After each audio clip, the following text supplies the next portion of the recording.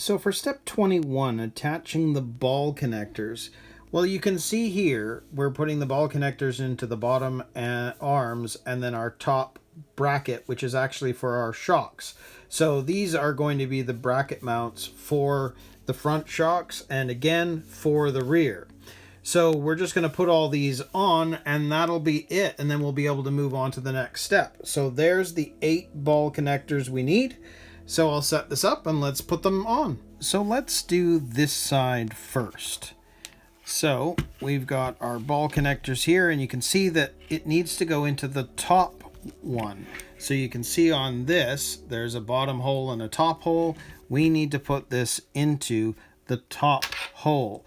And what I find is easiest is stick the ball connector into the box wrench first, and then we can put this into here. And because the box wrench gives you a little bit of leverage, it makes it easier for turning this and getting it in properly. And it looks like it's going in pretty level. So we're just going to keep turning this in until we get to the end. And don't over tighten, because again, these arms, and being that the screw is quite small, you don't want to over tighten this. So let's just make sure we get to the end.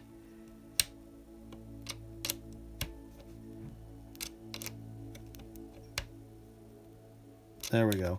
And I can feel it, but I also can feel that if I keep turning, it's going to keep turning. Yeah, it's in there nice.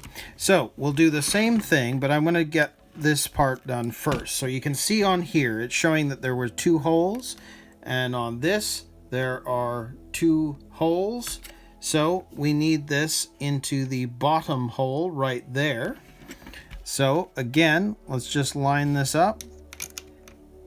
That one went in okay, so we'll just turn and keep that level.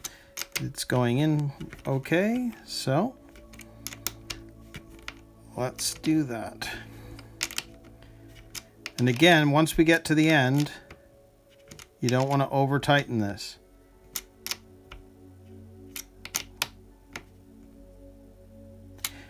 But this is hard plastic too, and that is a difference. So that's actually nice and tight. You can feel it. But these arms are a softer plastic, so I can tell that I could just keep turning this and it would just keep turning and turning and turning. So don't do that. So again, on this side, we know it's going to be the bottom hole. So I'm just going to do that here. It's going in okay.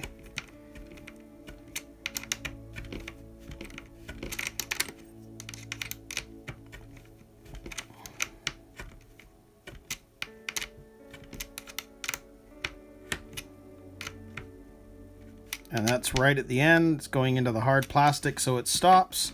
So we've got 3 on, we've got 1 there, and then we have the 2 here. So all we're left with is the other side. And again, it needs to go into the top hole. So let's just make sure this is going in okay.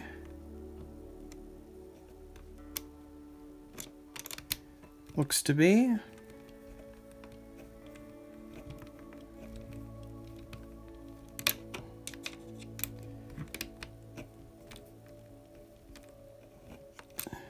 There we go.